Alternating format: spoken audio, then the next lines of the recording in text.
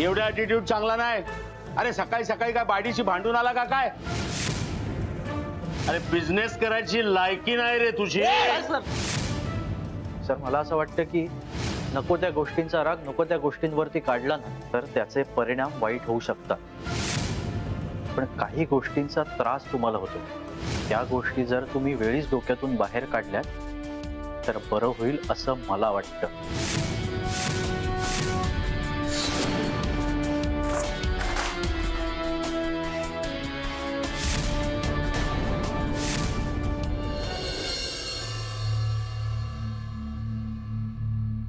इतकं सगळं होऊ नये वातावरण शांत कसं? मोहनराव, काहीतरी करायला हवं. काय करूया?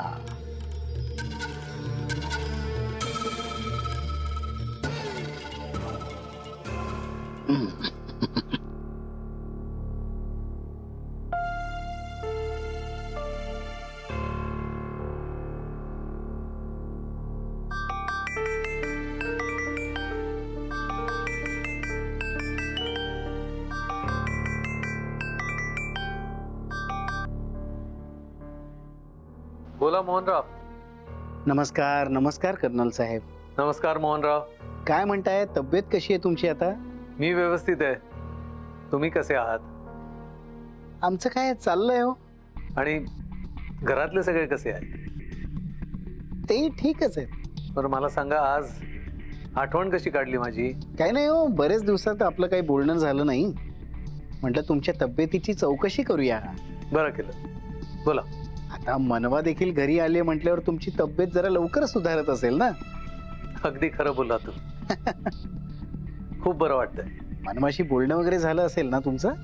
मग खूप छान गप्पा झाल्या आमच्या. मग आता कशी आहे ती? ती मजेत आहे. पण तुम्ही असं का विचारलं?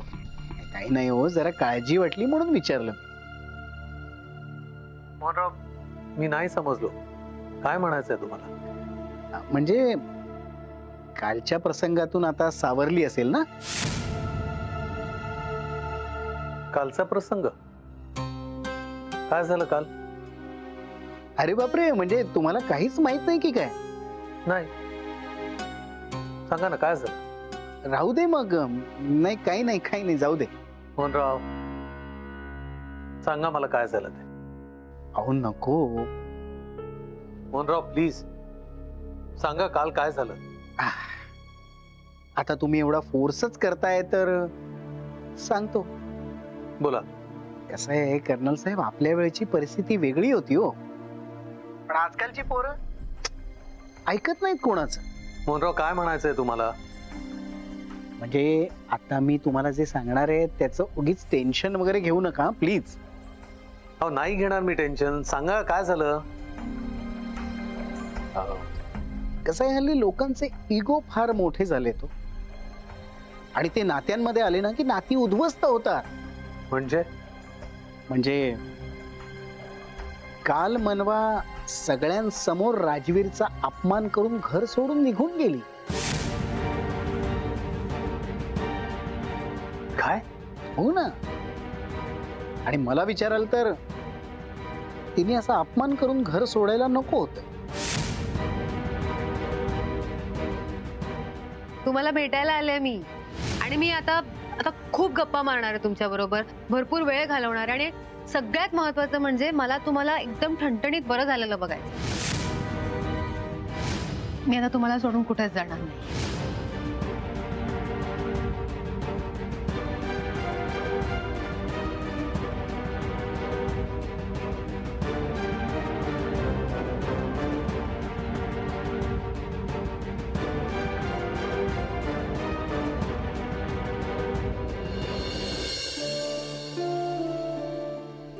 बाबा चहा. हे बेटा, काय झालं, तुम्ही असा फोटो का बघताय? सुखी कुटुंबाचा फोटो बघतो. आपण सगळे एकमेकांना किती सांभाळून घेतो ना. मी आणि नितीश म्हण, किंवा तू आणि मी आपल्यामध्ये बाप मुलांचं नातं जरी असलं ना तरी आधी आपण मित्र आहोत. एकमेकांबरोबर आपण सगळं शेअर करतो, मनातलं सगळं व्यक्त करतो. हो ना? हो ना. आणि हे सगळं तुमच्यामुळे, कारण तुम्ही आम्हाला नेहमीच छान वागवलंय, एवढे चांगले संस्कार केलेत आमच्यावर.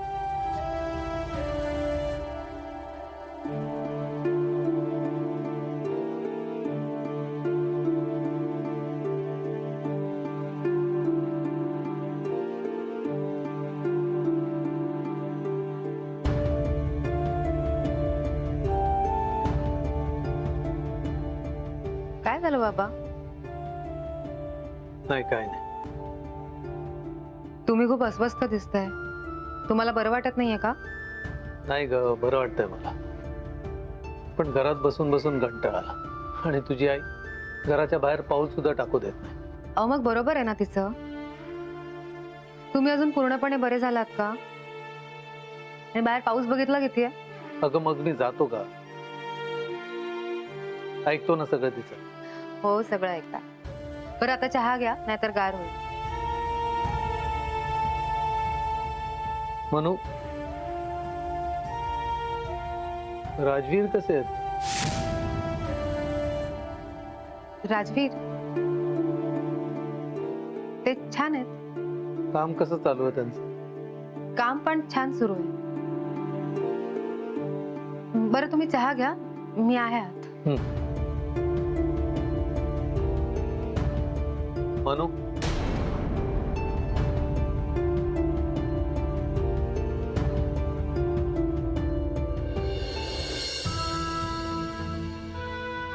राजवीर ना एकदा आपल्याकडे जेवायला बोलव ना. त्यांना म्हणाव, मागचं जे सगळं झालं ना ते विसरून जा आता. मनात काही ठेवू नका.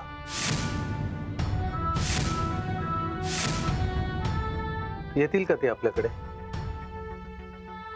काय वाटतं तुला?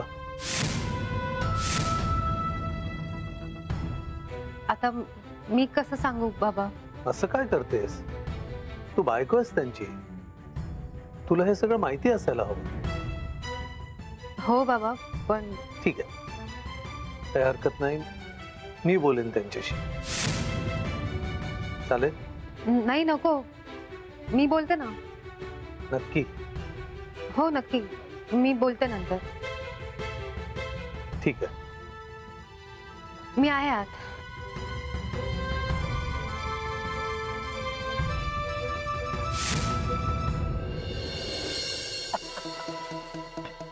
हे काय वेडबीड लागले का?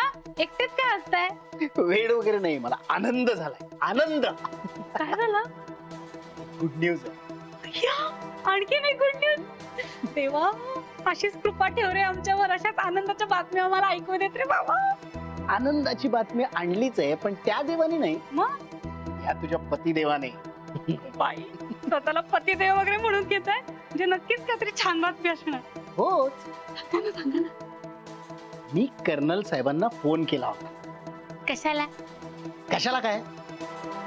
आता मी त्यांना सांगितलं की मनवा सर्वांसमोर राजवीरचा अपमान करून घर सोडून निघून गेली आहे. यात काय त्यांना सांगण्यासारखं एवढं? जे मनवाने त्यांना सांगितलंच असेल ना. शिवाय तिची आई पण इथे आली होती, म्हणजे त्यांना कळलं असेल ना ते. बघ रंजू, मी माणसांना ओळखायला कधीही चुकत नाही. मला माहित होतं त्यांच्या तब्येतीमुळे त्यांना कोणीच काही सांगणार नाही. मनवा सुद्धा नाही आणि मनवाची आई सुद्धा नाही. माझा अंदाज खरा ठरला. त्यांना काहीही माहित नव्हतं. भैया, मग काय, आता ही जी बातमी मी त्यांना दिली ना, त्यावरून त्यांच्या घरात अश्रूंचा पूर येईल की नाही बघ. जिथे लोकांचे विचार संपतात ना, तिथे माझे विचार सुरू होतात. हो वडील, हा. विचार करणं थांबवा. आता माझ्याकडे एक गुड न्यूज आहे. अय्या, तुझ्याकडे सुद्धा गुड न्यूज आहे. सांग सांग, लवकर सांग. ते आपले क्लायंट आहेत ना मेहता, अहो राजवीरनी त्याचा अपमान केला. काय सांगतोयस काय? आणि मग काय, त्यांना राग अनावर झाला. म्हणजे मेहतांसारख्या माणसाचा अपमान करणं राजवीरच्या फारच अंगलट येणार आहे. राजवीर उगीच आपल्या या असल्या स्वभावामुळे शत्रू निर्माण करतोय. अहो पण वडील ते आपल्याच फायद्याचं आहे ना. हो, पण नुसते शत्रू निर्माण होऊन उपयोग नाही. चांगली जोरदार लढाई झाली पाहिजे. वडील काळजी करू नका, लढाईच्या तयारीला मी आधीपासून सुरुवात केली आहे. शाबास. आता आपण फक्त शत्रूच्या तलवारीला धार काढायची.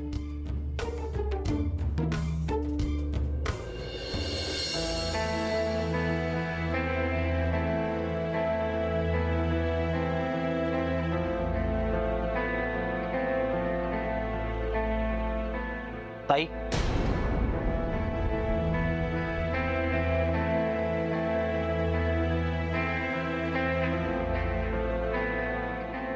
काय रे? काय करतेस? काही नाही का? एक काम होतं. काही हवंय का? माझी आधीची ताई कुठेतरी हरवली आहे. प्लीज तिला शोधून देशील? नितेश, तू पण ना.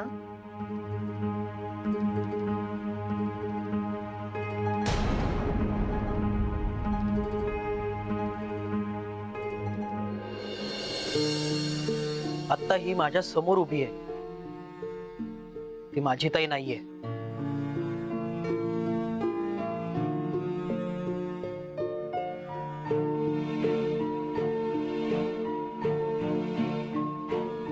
माझी ताई असा चेहरा पाडून कधीच बसली नव्हती.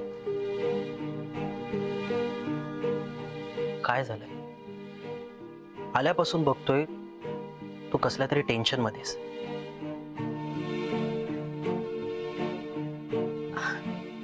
अरे नाही, काही टेन्शन वगैरे नाहीये.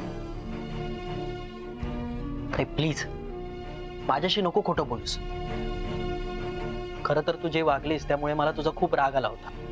पण आता तुझा चेहरा बघून असं वाटतंय की तू खूप मोठ्या टेन्शन मध्येस. काय झालंय? अरे बोल ना माझ्याशी. तू मला नाही सांगणार का काही?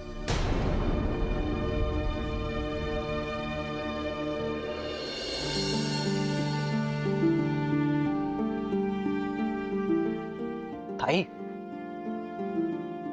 अगं रडू नकोस ना ग. हे बघ, मला सांग ना तू काय झालंय. ताई अगं, तू आत्ता आपल्या घरात आहेस. तुला इथे कोणाचीही भीती नाहीये, तुला कोणाचं टेन्शन नाहीये. त्यामुळे मला प्लीज सांग खरं काय झालंय ते.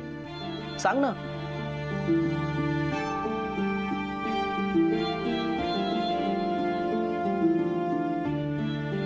मी राजवीरचं घर सोडून कायमचं इथे राहायला आले.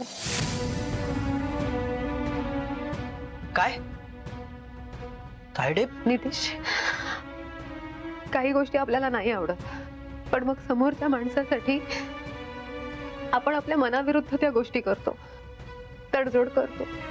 पण मग समोरच्या माणसाला वाटायला लागतं की आता तो आपल्यावर बंधनं घालायला मोकळा आहे, वाटेल तसं वागायला मोकळा आहे. आणि मग अशा वेळेला वाटतं की आपण काय एवढी तडजोड केली. ते नसतं केलं ना तर हे सगळं कधी झालंच नसतं. ताई नक्की काय केलंय जिजूंनी? मला स्वतःला विसरायला लावलं.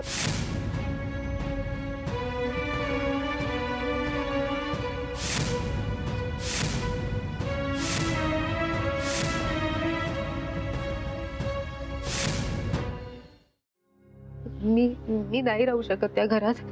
मला वाटलंच होतं तुला तिकडे काहीतरी त्रास असणार. पण हे सगळं तू आम्हाला आधी का नाही सांगितलंस? कसं सांगणार होते मी? तू बघतोस ना बाबांची अवस्था काय आहे, त्यांना किती त्रास होतोय ते. नितीश, आधीच माझ्यामुळे त्यांना खूप त्रास झालाय. मी त्यांना आणखीन त्रास नाही देऊ शकत. अरे आज ना उद्या बाबांना कळणारच होतं. मला असं वाटतंय की तू त्यांना सांगायला हवंस. नाही, माझी हिंमतच होणार नाही त्यांना काही सांगायची. नको. बाबा समजून घेतील, तू विश्वास ठेव माझ्यावर. नितीश प्लीज नको.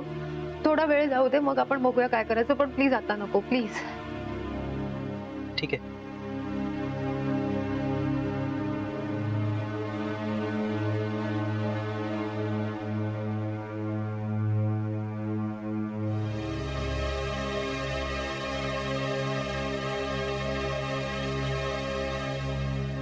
I am sorry.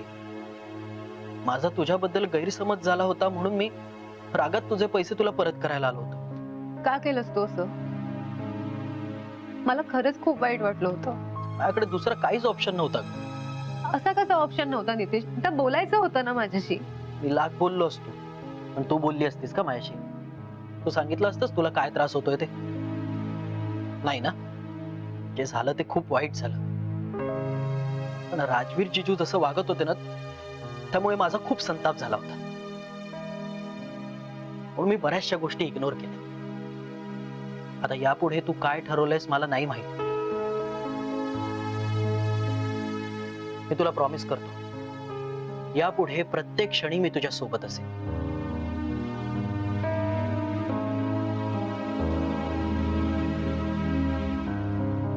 तायडे, आता रिलॅक्स हो. तू तुझ्या घरी आहेस.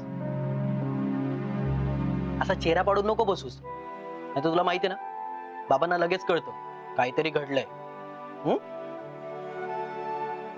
तायडे, रिलॅक्स, नाही तर तुझा चिडका बिब्बा तुझ्यावर रागवेल.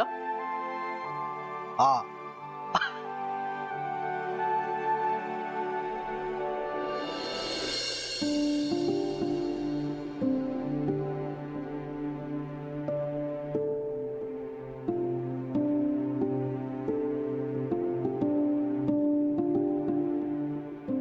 कधी आलास? आता चाल. तुझ्यासाठी कॉफी आणायला सांगू का धनाला? नाही. का रे? तुला आल्या आल्या रोज कॉफी लागते ना? लागते पण आज नकोय. बरं, दिवसभरात काही खाल्लंस का? नाही. का? कामाच्या गडबडीत वेळ नाही मिळाला माही. राजवीर, 10 मिनिटं लागतात जेवायला. एवढी 10 मिनिटं सुद्धा नव्हती का तुझ्याकडे? भूक नव्हती. राजवीर, हे असं किती दिवस चालणार? म्हणजे माझा प्रश्न तुला कळला नाही का? तुला असं वाटत नाहीये का इथे दुःख करत बसण्यापेक्षा, पुढत बसण्यापेक्षा जाऊन मनवाला घेऊन यावं म्हणून? नाही. का? माहिती आहे स्वतः गेल्यात सोडून मला, त्यामुळे मी का जाऊ त्यांना परत घ्यायला? मग ती निघून गेले हे स्वीकारून पुढे जा. असा स्वतःला त्रास करून घेऊ नकोस. माही काय बोलतेस तू? काय चुकीचं बोलले मी? तुला त्रास सुद्धा होतोय पण तरी तिला आणायला जायचं नाही. मला माहितीये तू तिला विसरूच शकत नाहीस, हो ना? मग तिला विसरणं जर शक्य नसेल तर जा आणि तिला घेऊन ये परत. अरे, ती सुद्धा तुझी वाट बघत असेल तिकडे.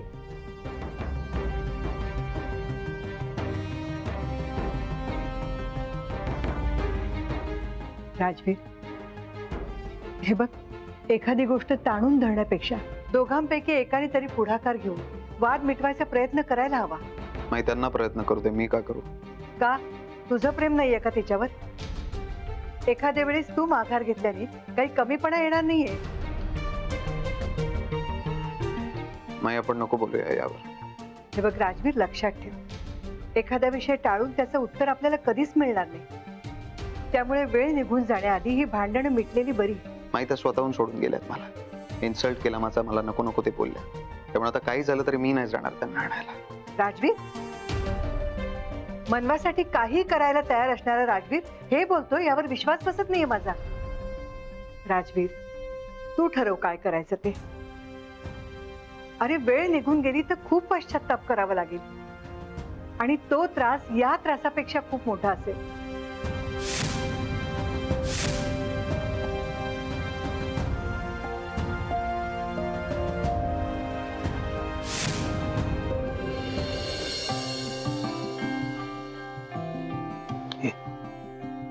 मनू आणि आरती कुठे आहेत? बाबा तुम्ही कुठे गेला होता? मार्केटमध्ये गेलो होतो. अहो तुम्हाला काही हवं होतं तर मला सांगायचं ना, मी आणून दिलं असतं. हो, मला आधी सांग, मनू आणि आरती कुठे आहेत? आई किचन मध्ये आणि ताई बेडरूम मध्ये असेल. का हो? आरती, मनू, बाहेर या. काय झालंय? सांगतो रे, जरा थांब. मनू, काय झालं बाबा? काय हो? काय झालं? आधी डोळे बंद कर. का? अगं डोळे बंद तर कर. गुड.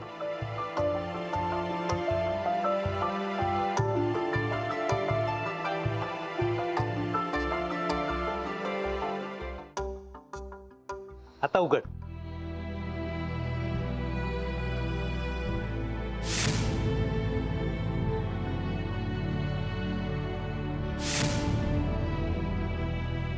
बरं सर, ही आनंदाची बातमी राजवीरना दे.